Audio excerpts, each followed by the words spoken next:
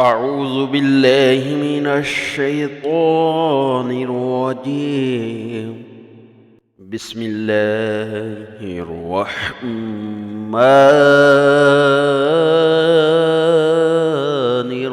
الرحيم.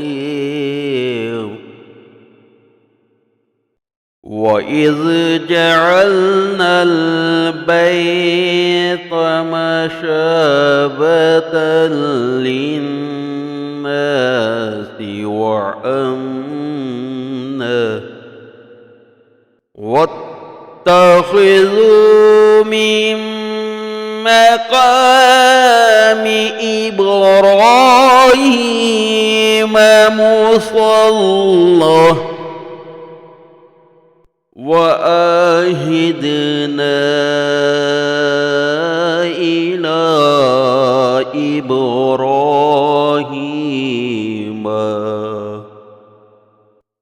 وإسماعيل أن طهر بيتي للطائفين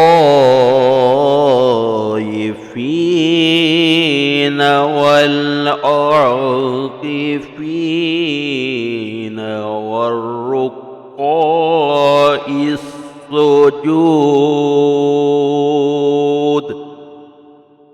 وإذ قال إبراهيم رب اجعل هذا بلدا آمنا وارزق أهله من الثمرات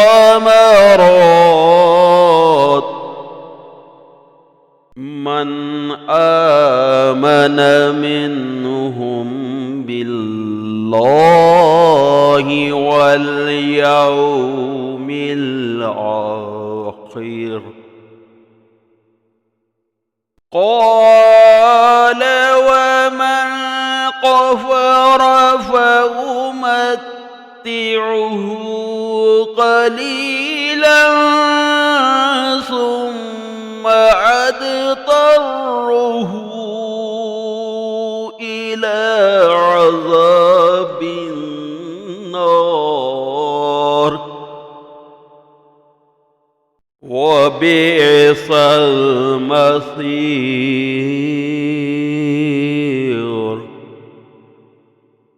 وإذ يرفع إبراهيم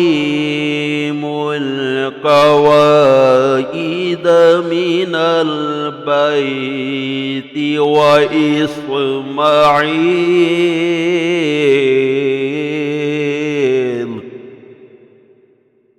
ربنا تقبل منا إنك أنت السميع العليم.